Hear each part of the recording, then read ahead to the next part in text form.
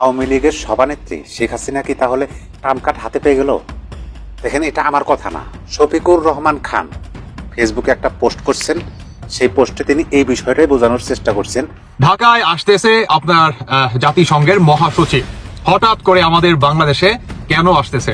আওয়ামী লীগকে নিয়ে আগামী নির্বাচন অনুষ্ঠান করতে হবে, এটি হচ্ছে মার্কিন যুক্তরাষ্ট্রের বার্তা। এই প্রথমবারের মতন 6 মাসের মাথায় এসে মার্কিন যুক্তরাষ্ট্রের পক্ষ থেকে একটি সরাসরি চাপ।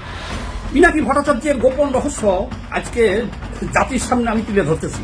পিনাকি ভট্টাচার্য হলো একটা করোনা ভাইরাস। দর্শক, এইমাত্র পাওয়া তাজা খবর, ট্রাম্প কার্ড পেয়ে গেলেন সাবেক প্রধানমন্ত্রী শেখ হাসিনা। আর ট্রাম্প কার্ড পেয়েই দেশে আসার ঘোষণা দিয়েছেন তিনি। অন্যদিকে ঢাকায় আসছে জাতিসংঘের মহাসচিব অ্যান্তনিও গুতেরেস। আর কেনই বা তিনি ঢাকায় আসছে, এ নিয়ে কিছু গোপন তথ্য ফাঁস হয়েছে। দর্শক, এই ভিডিওতে দেখতে পারবেন। দর্শক, এমনকি আওয়ামী লীগকে নির্বাচনে অংশগ্রহণ নিতে একই বার্তা দিল যুক্তরাষ্ট্র, তা নিয়ে তোলপাড় সৃষ্টি হয়ে পড়েছে গণযোগাযোগ মাধ্যমে। দর্শক, এই ভিডিওতে দেখতে পারবেন। দর্শক, আসুন না টেনে একটি লাইক দিয়ে বিস্তারিত ভিডিওটি আমরা দেখে আসি। আওয়ামী লীগের সভানেত্রী শেখ হাসিনা কি তাহলে ট্রাম্প কার্ড হাতে পেয়ে গেল? দেখেন, এটা আমার কথা না, আমি এক ব্যক্তি শফিকুর রহমান খান ফেসবুকে একটা পোস্ট করছেন। সেই পোস্টে তিনি এই বিষয়টাই বোঝানোর চেষ্টা করছেন এবং তৌহিদি জনতাকে বোঝানোর চেষ্টা করছেন যে এইভাবে যদি চলেন তাইলে শেষ, এই অভ্যুত্থানের আর কোনো মূল্য থাকবে না।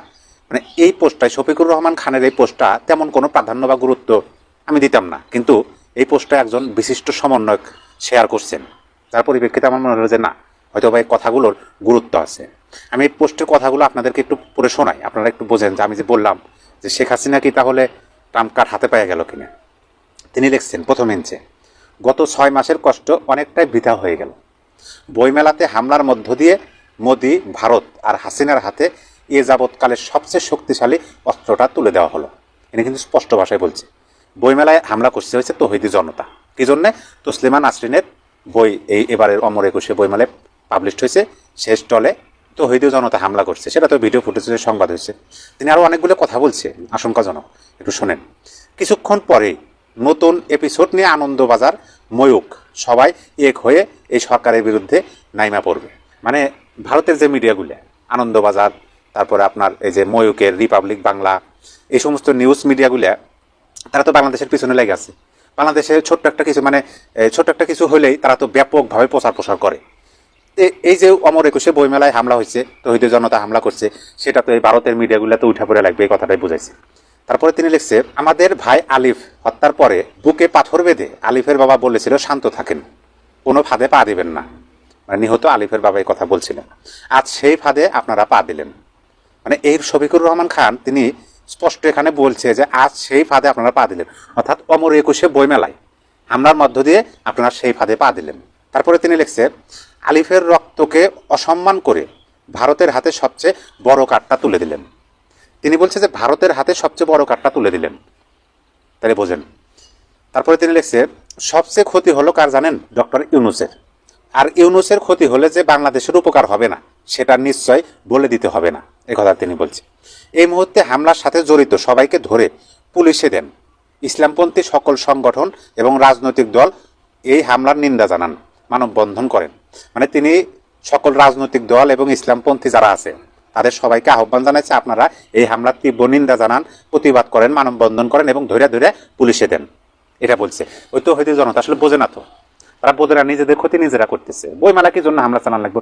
এখন তোমাদের সরকার, মানে সাধারণ জনগণের, তো হইতে জনতার সরকার, আওয়ামী লীগের তো সরকার না যে হামলা করলে পরে আওয়ামী লীগের ক্ষতি হইব। এখন ক্ষতি হইব এই সরকার ক্ষতি মানে নিজেদের ক্ষতি, এরা বোঝে না। এই রফিকুল ইসলাম খান এই ভাই অনেক ভালোভাবে বুঝাইছে আর কি। তারপরে তিনি লিখছেন, আল্লাহর হস্তে তসলিমার বিচার চেয়ে এই মুহূর্তে কোনো স্টুপিডিটি করবেন না। মানে তারা যে হামলা চালাইছে ওই জায়গায় তসলিমা নাসরিনের বিচারের কথা হয়তো বা বলছে। সমস্ত কথাগুলো শুনে আপনার কাছে কি মনে হলো? আমার কাছে মনে হলো যে শেখ হাসিনা বোধহয় এবার ট্রাম্প কার্ডটা পাইয়ে গেল। আওয়ামী লীগকে নিয়ে আগামী নির্বাচন অনুষ্ঠান করতে হবে, এটি হচ্ছে মার্কিন যুক্তরাষ্ট্রের বার্তা। তাই যদি হয় তাহলে এটা নিঃসন্দেহে বলা যায় এই প্রথমবারের মতন 6 মাসের মাথায় এসে মার্কিন যুক্তরাষ্ট্রের পক্ষ থেকে একটি সরাসরি চাপ। এছাড়াও আঞ্চলিক একটি বিষয় আছে, 12 তারিখ এবং 13 তারিখ এই 2 দিন নরেন্দ্র মোদী মার্কিন যুক্তরাষ্ট্র সফর করবেন। সেই সফরে গুরুত্বপূর্ণ বৈঠক হচ্ছে ডোনাল্ড ট্রাম্পের সঙ্গে নরেন্দ্র মোদীর বৈঠক। সেই বৈঠকে বাংলাদেশ প্রসঙ্গ উঠবে এবং বাংলাদেশের 5ই আগস্ট পট পরিবর্তনের পর বাংলাদেশের আইন শৃঙ্খলা পরিস্থিতি, সংখ্যালঘুদের উপর কথিত নির্যাতন, সেসব প্রসঙ্গ উঠতে পারে বলে শঙ্কা করা হচ্ছে এবং এই ব্যাপারে নরেন্দ্র মোদী ডোনাল্ড ট্রাম্পের হস্তক্ষেপ চাইবে। পুরো বিষয়টি এই সম্পর্কে আগেভাগে মার্কিন যুক্তরাষ্ট্রের যে বাংলাদেশ হাইকমিশন, তাদের কাছ থেকে হয়তো একটি রিপোর্ট তারা জানতে চায় যে সরকারের মনোভাব কি, তারা এইসব পরিস্থিতিতে কি ভাবছে, কি বলছে, সেই বিষয়গুলো নিয়েই হয়তো আলোচনা হয়েছে। অফিসিয়ালি যে বিষয়টি এসছে তাতে সামগ্রিকভাবে সরকার কি করতে চায়, তার সংস্কার পরিস্থিতি কি, সংস্কার কার্যক্রম কি, রোহিঙ্গা সংকট, আইন শৃঙ্খলা পরিস্থিতি নিয়ে সরকারের করণীয় কি এবং সব রাজনৈতিক দলগুলোকে নিয়ে ঐক্যমত্য কমিশন গঠন এবং সাম্প্রতিক যে রাজনৈতিক দলগুলোর পক্ষ থেকে নানা পদক্ষেপ, সেগুলো বিষয়ে তিনি অবহিত করেছেন। এগুলো হলো অফিসিয়াল ভার্সন। আনঅফিসিয়াল ভার্সন হচ্ছে যে বৈশ্বিক প্রেক্ষাপটে, আঞ্চলিক প্রেক্ষাপটে এই বৈঠকটি অত্যন্ত গুরুত্বপূর্ণ। অর্থাৎ ইউনূস সরকারের উপর পশ্চিমাদের চাপ তৈরি হচ্ছে।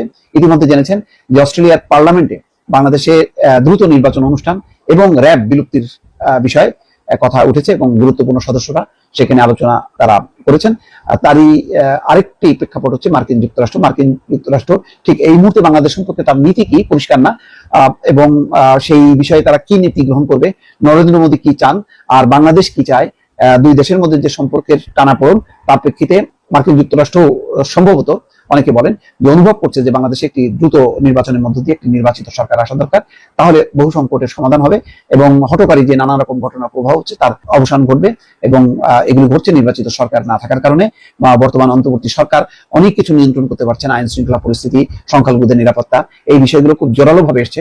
অর্থাৎ এখানে অনেকটা টার্গেট হচ্ছে ইউনূস সরকার যে ব্যর্থ, সেটি বলার চেষ্টা করছেন কেউ কেউ।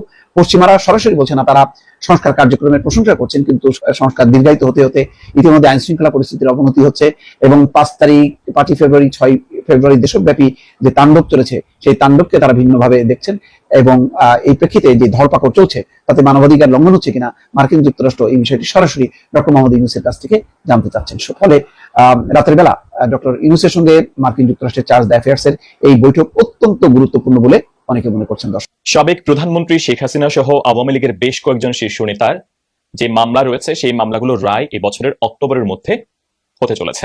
আর আগামী ডিসেম্বরের মধ্যেই হতে যাচ্ছে জাতীয় সংসদ নির্বাচন, ত্রয়োদশ জাতীয় সংসদ নির্বাচন। এবং রায় যদি হয়ে যায় এবং যদি দণ্ডিত হয় সাবেক প্রধানমন্ত্রী শেখ হাসিনা এবং আওয়ামী লীগের অন্যান্য শীর্ষ যারা নেতৃবৃন্দ রয়েছেন তারা, সেক্ষেত্রে আগামী জাতীয় সংসদ নির্বাচনে শেখ হাসিনা অংশগ্রহণ করতে পারবেন না।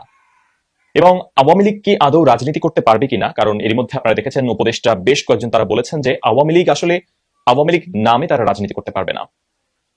দেখেন, অনেক সময় আপনারা দেখবেন একটা কথা খুব বেশি প্রচলিত যে 2008-এ আওয়ামী লীগ 233টি আসন পেয়েছে নির্বাচন এবং 1971 সালে আওয়ামী লীগ 167টি আসন পেয়েছিল 170-এর মধ্যে। এবং বলা হচ্ছে যে তখন বলা হতো যে 1970-এর নির্বাচনে যদি কোনো কলা গাছও দাঁড় করানো হতো নৌকা প্রতীকে, সেও জিতে যেত। এবং আবার এটাও বলা হয় 2008-এর নির্বাচনে নৌকা প্রতীকে যদি কোনো কলা গাছকে দাঁড় করানো হতো, সে জিতে যেত। এবং এটা খুবই সবাই বলেছে এই কথা। কিন্তু 2025-এ এসে ত্রয়োদশ জাতীয় সংসদ নির্বাচনে যদি শেখ হাসিনা অংশগ্রহণ করতে না পারে বা আওয়ামী লীগ যদি আওয়ামী লীগ নামে রাজনীতিতে নামতে না পারে বা নির্বাচনে অংশগ্রহণ করতে না পারে, তবে কি আওয়ামী লীগের মৃত্যু ঘটবে? এটা খুব বড় একটি প্রশ্ন এখন তোলাই যায়। এই প্রশ্ন আমরা এরকম ভাবে দেখেছি 2018 নির্বাচনে বিএনপি চেয়ারপারসন বেগম খালেদা জিয়া তিনি অংশগ্রহণ করতে পারেননি, কারণ তিনি দণ্ডিত হয়ে কারাবরণ করেছিলেন। এবং সেই নির্বাচনে আমরা দেখেছি যে বিএনপি ভারপ্রাপ্ত চেয়ারম্যান তারেক রহমান তিনিও দণ্ডিত ছিলেন, তিনিও অংশগ্রহণ করতে পারেননি। এবং এই কারণে যেটা হয়েছে, বিএনপি নির্বাচনে ভালো ফলাফল করতে পারেনি। এবং এটা যে শুধুমাত্র এই দুজন শীর্ষ নেতার নির্বাচনে অংশগ্রহণ করার উপর নির্ভরশীল ব্যাপারটা তা নয়। 2018 নির্বাচন একটি কলঙ্কিত নির্বাচন হাসিনা সরকারের, এবং সেই নির্বাচনে অনেক ধরনের অভিযোগ রয়েছে। প্রধানতম অভিযোগ ছিল যে সকাল 8টায় যে ভোট গ্রহণ শুরু হওয়ার কথা, সেই ভোট মূলত রাতের বেলা হয়ে গেছে এবং এটিকে নিশিরাতের ভোট বলে অভিহিত করা হয়। এবং এটি অনেক কলঙ্কজনক একটি অধ্যায় শেখ হাসিনার রাজনৈতিক জীবনে এই নির্বাচনগুলো। তাহলে আওয়ামী লীগের কি অপমৃত্যু ঘটবে, নাকি মৃত্যু ঘটবে, নাকি আওয়ামী লীগ একেবারেই অপ্রাসঙ্গিক হয়ে যাবে জাতীয় রাজনীতি থেকে বা বাংলাদেশ থেকে? আদৌ কি এটি সম্ভব, এভাবে আওয়ামী লীগকে নিশ্চিহ্ন করে দেয়া? আমার অন্তত যেটা মনে হয় সম্ভব নয়। কেন সম্ভব নয়? কারণ জামাতে ইসলাম 2025-এ এসে এখন জামাতে ইসলাম আমার কাছে যেটা মনে হচ্ছে স্মরণকালের সবচেয়ে বেশি শক্তি প্রদর্শন করছে বা তাদের প্রভাব খুব বেশি। সেটি আমরা প্রশাসনেও দেখতে পাচ্ছি কিংবা সরকারেও অনেকটা দেখতে পাচ্ছি, যেটা অনেকটা ওপেন সিক্রেটের মতো। জামাত ইসলামের ভোটের হার যদি হিসেব করেন, অনেকেই বলে থাকে যে 2.5 থেকে 3% ভোট বা 4% ভোট জামাত ইসলামের। এবং আপনি যদি ধরেন 100 জন মানুষকে জিজ্ঞাসা করেন, জরিপ করেন, সেখানে আপনাকে হয়তো বলবে যে 40 জন আওয়ামী লীগ পছন্দ করেন, 40 জন বিএনপি পছন্দ করেন, 10 জন জামাত পছন্দ করেন, বাকি 10 জন হচ্ছে অন্যান্য যে রাজনৈতিক দলগুলো রয়েছে বা নিরপেক্ষ, বা তারা আসলে মন্তব্য নেই টাইপের। তো আওয়ামী লীগকে তখনই পুরোপুরিভাবে নিশ্চিহ্ন করে দেওয়া যেত বা সম্ভব হতো, বা আওয়ামী লীগকে অপ্রাসঙ্গিক করে দেওয়া সম্ভব হতো যখন আওয়ামী লীগের ব্যাপারে সাধারণ মানুষ, যারা সাধারণ একেবারে খেটে খাওয়া মানুষ, তাদের মন্তব্যগুলো যদি জানা যেত। কারণ আমরা তাদের মন্তব্য সব জানতে পারি না। আমরা কিভাবে জানতে পারবো সেটি? সোশ্যাল প্ল্যাটফর্মের মাধ্যমে, অথবা নির্বাচনের মাধ্যমে, বা জরিপের মাধ্যমে। এখন যে জরিপগুলো দেয়া হয়, যেমন আমি যদি আমার ইউটিউব চ্যানেলটিতে জরিপ দিই, এখানে প্রচুর আওয়ামী লীগ সমর্থক মানুষ রয়েছেন বলে আওয়ামী লীগের জয় জয়কার সবসময় আমি দেখতে পাই। একই রকম ভাবে যদি আপনারা অন্যান্য যারা কন্টেন্ট ক্রিয়েটর, ইউটিউবার, তাদের জরিপ এগুলো যদি আপনারা দেখেন, সেখানে দেখবেন যে অন্য রাজনৈতিক দলের সমর্থন সেখানে বেশি। সুতরাং জরিপের ফলাফল দিয়ে যে একেবারেই মাঠের সার্বিক চিত্রটা আমরা পাবো, ব্যাপারটা আসলে তা নয়। তাহলে জরিপটা আসলে ঠিক ওরকম ভাবে ভরসার জায়গা নয়। আরেকটা হচ্ছে, কোন নির্বাচনের মাধ্যমে আমরা জানতে পারি, কিন্তু যেহেতু নির্বাচনের সুযোগ নেই কোনো ধরনের, বা নির্বাচনে হয়তো আওয়ামী লীগ অংশগ্রহণ করতে পারবে না, সুতরাং সেইভাবে যে আমরা খুব সুষ্ঠু কিছু জানতে পারবো আওয়ামী লীগের ব্যাপারে মানুষের মনোভাব কি, কত পার্সেন্ট মানুষ আওয়ামী লীগকে পছন্দ করেন বা অপছন্দ করেন, তখন হয়তো আমরা একটা ধারণা পেতাম। এখন আমরা যদি ধরেন 100 জন মানুষকে আমরা জিজ্ঞাসা করি, তাদের মধ্যে দেখবেন যে অলমোস্ট বিএনপি আওয়ামী লীগ প্রায় সমান সমান আমরা দেখতে পাই। এখন যদি আমরা সোশ্যাল প্ল্যাটফর্মটা আমরা দেখি, দেখবেন যে সোশ্যাল প্ল্যাটফর্ম প্রচুর মানুষ কোনো কোনো জরিপে আওয়ামী লীগের পক্ষে প্রচুর লিখছেন, কোথাও কোথাও আওয়ামী লীগের বিপক্ষে প্রচুর লিখছেন। সুতরাং সোশ্যাল প্ল্যাটফর্ম দিয়ে আমরা আসলে আওয়ামী লীগের মাঠ পর্যায়ে জনপ্রিয়তা কমেছে নাকি বেড়েছে, নাকি আওয়ামী লীগ অপ্রাসঙ্গিক হয়ে গেছে, এটা আসলে আমরা মাপতে পারবো না। যে বাংলাদেশে আসলে কি হচ্ছে, আমাদের সেই গর্বের সম্মানের সমন্বয়করা বা সমন্বয় পরিচয় এখন কি হচ্ছে। আজকে সকালেই আমি একজন ঊর্ধ্বতন সরকারি কর্মকর্তার সঙ্গে কথা বলছিলাম। তিনি আমার সঙ্গে দেখা করতে এসেছিলেন, অত্যন্ত উপরের লেভেলের একজন কর্মকর্তা, জাস্ট কষ্টের কথা, দুঃখের কথা জানাতে। তার অফিসে একটা টেন্ডার এর কাজ হয়েছে, 5টা কোম্পানি সেখানে পার্টিসিপেট করেছে, ইভালুয়েশন হয়েছে, এবং ইভালুয়েট করতে গিয়ে দেখা গেছে যে 5টি কোম্পানির কোনোটি কোয়ালিফাই করে না। যে কোম্পানিটি লোয়েস্ট হয়েছে তার হয়ে সমন্বয় পরিচয়ে 4-5 জন তার অফিসে গতকাল গিয়েছিলেন। গিয়ে প্রায় 40 থেকে 45 মিনিট তার সঙ্গে উচ্চবাচ্য করেছেন, ভীষণ রকমের খারাপ ব্যবহার করেছেন। তাদের বক্তব্য হচ্ছে কাজটা তাদেরকে দিতে হবে, ওই ভদ্রলোককে দিতে হবে। সরকারি কর্মকর্তা বলেছেন যে প্রথমত টেকনিক্যাল কমিটি, ইভ্যালুয়েশন কমিটির আমি মেম্বার নই, দ্বিতীয়ত এটা আমার কিছু করবার নেই, এটা একটা প্রক্রিয়ার ব্যাপার, এবং ইতিমধ্যেই যেহেতু এই টেন্ডার প্রক্রিয়াটি বাতিল হয়েছে, যেহেতু কেউ কোয়ালিফাই করেনি, নতুন করে টেন্ডার হবে, এখানে তার কিছু করবার নেই। সমন্বয়করা মানতে নারাজ, তাদের দাবি, তারা আন্দোলন করেছে, অভ্যুত্থান করেছে, শেখ হাসিনাকে বিদায় করেছে। কাজে এই শেখ হাসিনার আমলে লেসপেন্সার বা শেখ হাসিনার লেসপেন্সার ওই সব কর্মকর্তাকে বলছিলেন, এবং আমি জানি ওই কর্মকর্তার রাজনৈতিক পছন্দ অপছন্দটা কি, সেটা কোনোভাবেই শেখ হাসিনার বা আওয়ামী লীগের সঙ্গে তিনি কোনো কালেই কোনো আমলেই না পারিবারিকভাবে না কোনোভাবে যুক্ত ছিলেন। তো তাদের বক্তব্য হচ্ছে যে এখন আমাদের কথায় সব চলবে, 15 বছর আমরা বিদায় করেছি, 15 বছর কিছুই আমরা রাখবো না, আমরা যা বলবো তাই করতে হবে। উনি তাদেরকে বোঝাবার চেষ্টা করেছেন যে তোমাদের বয়স আমার সন্তানের বয়সী, তোমরা আমার সঙ্গে এরকম ব্যবহার করছো কেন। তারা নারাজ, তারা তার কথা শুনতে রাজি নন, যাচ্ছে তাই রকমের ব্যবহার করেছেন। এবং কথায় কথায় ওই কর্মকর্তা জিজ্ঞেস করেছেন, তারা তাদের মধ্যে মূল যিনি, তিনি ঢাকা বিশ্ববিদ্যালয়ের ছাত্র, সেই পরিচয় তিনি দিয়েছেন। তাকে জিজ্ঞেস করা হয়েছে তার রাজনৈতিক পরিচয়, এখন তো রাজনৈতিক পরিচয় সমন্বয়ক। আগে তুমি যখন ছাত্র ছিলে বা শেখ হাসিনা আমলে তুমি কি করতে। কথায় কথায় সেই ছেলেটি বা সেই মহামান্য সমন্বয়ক বললেন যে তিনি ছাত্রলীগ করতেন। ঊর্ধ্বতন কর্মকর্তা, সরকারি কর্মকর্তা একটি সাহস নিয়েই বললেন, তাহলে সেই ছাত্রলীগের আচরণটাই তোমরা এখন অব্যাহত রেখেছো, পরিবর্তনটা কি হলো। কোনো কথা শুনতে নারাজ, তাদেরকে কাজ দিতেই হবে। এবং এরকম পরিস্থিতিতে অনেকক্ষণ বাকবিতণ্ডার পরে অন্য একজন তাদের মধ্যে বলছে এখানে কথা বলে লাভে, এদেরকে অন্যভাবে শাস্তি করতে হবে। সেখান থেকে বেরিয়ে গিয়ে পরে তার ঘনিষ্ঠ জনদের হুমকি দেওয়া হচ্ছে, তার অফিসের অন্যান্য কর্মকর্তাকে ওই সমন্বয়করা ফোন দিয়েছেন। তাদের নাম, ঠিকানা, ফোন নাম্বার এখন আমার কাছেও আছে, অন্তত যিনি যোগাযোগ করে প্রধান ব্যক্তি হিসেবে, দলনেতা হিসেবে সেখানে গিয়েছিলেন। ওই সরকারি কর্মকর্তা তার সংশ্লিষ্ট মন্ত্রণালয়ের উপদেষ্টাকে বিস্তারিত জানিয়েছেন। উপদেষ্টা তাকে বলেছেন যে তার অবস্থানটাই ঠিক আছে, ওদের কথায় সায় না দিতে। কিন্তু প্রশ্ন হচ্ছে যে হুমকি ধুমকি নিয়ে এই কর্মকর্তার যে মানসিক অবস্থা, সেখান থেকে তাকে রক্ষা করবে কে। এবং আরেকটা কথা তিনি বলছিলেন যে তার দপ্তরেরই আরেকটা জায়গায়, আরেকটা টেন্ডার প্রক্রিয়াতে, সেখানে এই সমন্বয়ক নামে কয়েকজন গিয়ে দাবি করেছেন তাদের পছন্দের কোম্পানিকে কাজ দিতে হবে। সেখানেও যেহেতু তারা কোয়ালিফাই করে না, তাদেরকে দেওয়া সম্ভব নয়, তখন সমন্বয়করা তাদেরকে চাপ দিলেন যে তাহলে এমন কাউকে কাজটা দিতে হবে, বা যাকে কাজটা দেওয়া হচ্ছে তার সঙ্গে তাদেরকে ট্যাগ করে দিতে হবে। এটা একটা উদাহরণ আমি বললাম, এরকম শত সহস্র উদাহরণ এখন সারা বাংলাদেশ জুড়ে তৈরি হয়েছে। যে কোনো ব্যবসায়ীর সঙ্গে আপনি কথা বলেন, হয়তো সাহস করে প্রকাশ্যে কেউ বলবে না কি তাদের অবস্থার কোনো বদল হয়েছে কিনা। ওই যে শেখ হাসিনার কথায় তারা তাল দিতেন, তেল দিতেন, কেন দিতেন সেটা আমরা তো বুঝতাম না, দিতে পারলে ভালো হতো, কিন্তু তারপরে অনেকে দিয়েছেন, তাদেরকে আমরা গালবন্ধ করি, সেটাও স্বাভাবিক, অনেকে সেটা পাবারও যোগ্য, কিন্তু কতক্ষণ?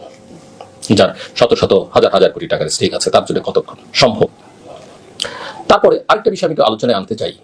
এই যে কথায় কথায় এখন পত্রপত্রিকা আমরা দেখি নানান জনের দুর্নীতির খবর, আমরা কি একবারও খবর নিচ্ছি এই দুর্নীতির খবর কিভাবে ছাপা হচ্ছে? আপনাদের স্মরণ থাকবে কথা 2007 এর কথা বলতে গিয়ে টেনে মুন্নি সাহার সঙ্গে আলোচনার সময় ডেইলি স্টার সম্পাদক মাহফুজ আনাম বলেছিলেন যে 2007-8 তারা বিভিন্ন গোয়েন্দা সংস্থায় ফিট করা রিপোর্ট করতেন, ছাপতেন, যেটা একমাত্র বাংলাদেশে নিউজ সম্পাদক রুল গ্রুপে ছাপেন। মাহফুজ আনামের কথা আমার নয়। এবং সে কথা বলে এই সরল স্বীকারোক্তি করতে গিয়েও তিনি বিপদে পড়েছেন, তার বিরুদ্ধে অনেক মামলা হয়েছে সারা দেশে, তাকে সারা দেশে ছুটোছুটি করতে হয়েছে, ভোগান্তি পোহাতে হয়েছে, এখনো সেই অবস্থা আছে। এই যে বিভিন্ন সংস্থা, দুর্নীতি দমন কমিশন, জাতীয় রাজস্ব বোর্ড, বাংলাদেশ ব্যাংক, বিভিন্ন গোয়েন্দা সংস্থা, আইন শৃঙ্খলা রক্ষাকারী বাহিনী, যা খুশি তা একটা। দর্শক, ইতিমধ্যে আপনারা ভিডিওতে দেখেছেন যে এবার ট্রাম্প কার্ড পেয়ে গেল সাবেক প্রধানমন্ত্রী শেখ হাসিনা, আর ট্রাম্প কার্ড পেয়েই দেশে আসার ঘোষণা দিয়েছেন তিনি। এ বিষয়টি নিয়ে রীতিমতো সোশ্যাল মিডিয়ায় তুলপাড় সৃষ্টি হয়ে পড়েছে। অন্যদিকে জাতিসংঘের মহাসচিব ঢাকায় আসছেন, আর কেনই বা তিনি ঢাকায় এসেছেন এ ভিডিওতে দেখতে পেরেছেন। অন্যদিকে আওয়ামী লীগকে নির্বাচনে গ্রহণের একই বার্তা দিয়েছেন যুক্তরাষ্ট্র। দর্শক, এই সম্পূর্ণ ভিডিওটি আপনারা দেখলেন, এ বিষয়ে আপনার কি মতামত অবশ্যই কমেন্টেই জানাবেন। আর প্রতিনিয়ত এরকম আপডেট নতুন নতুন নিউজ পেতে আমার চ্যানেলটাকে সাবস্ক্রাইব করে পাশে থাকা বেল আইকনটি বাজিয়ে দিবেন। এই মুহূর্তে বিদায় নিচ্ছি, দেখা হবে পরবর্তী কোনো ভিডিওতে। সেই পর্যন্ত ভালো থাকুন, সুস্থ থাকুন, আসসালামু আলাইকুম।